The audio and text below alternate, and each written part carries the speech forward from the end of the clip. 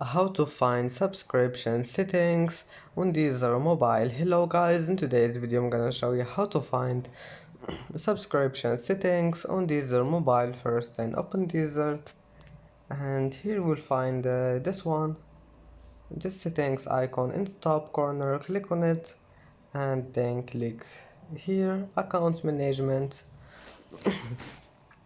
and then just click this one, linked accounts, and click here, not linked accounts. Here you will find it, my subscription.